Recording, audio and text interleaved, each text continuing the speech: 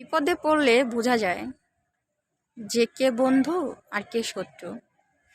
কারণ ওই সময় একটা চেনার উপায় যে যে স্বার্থর জন্য মিশবে সে আমার বিপদ দেখে কাইটে পড়বে, আর যে আমাকে সত্যিই ভালোবাসবে, সত্যিই আমাকে বোনের মতো বা ভালো বেস্ট ফ্রেন্ড এভরিথিং, তো সে আমার বিপদে সর্বদা যদি টাকা দিয়েও না পারে শরীর দিয়ে থাকবে।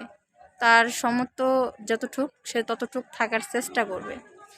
আর যে আমার সাথে প্রয়োজনে মিশে তার প্রয়োজন হাসিল করার জন্য সে যত যাই থাকুক না কেন বা কিছু নাও থাকলেও সে আমার সাথে কখনো মিশবে না। কেন মিশবে না?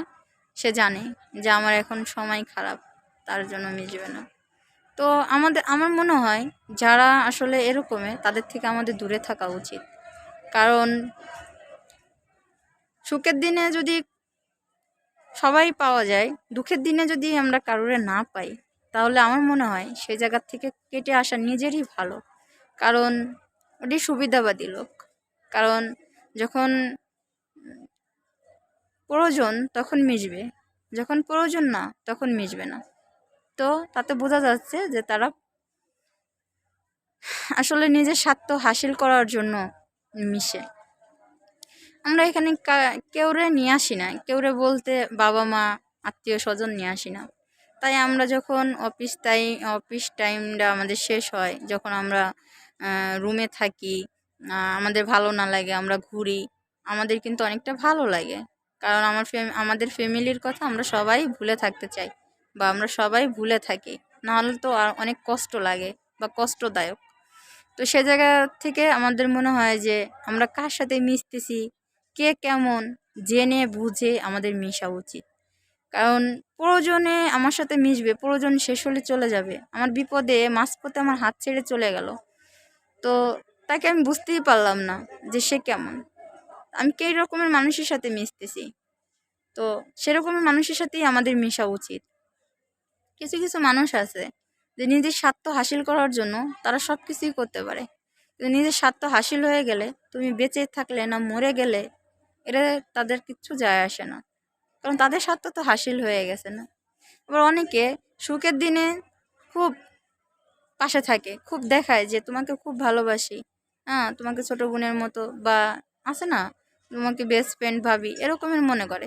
কিন্তু আদৌ কি তাই? না।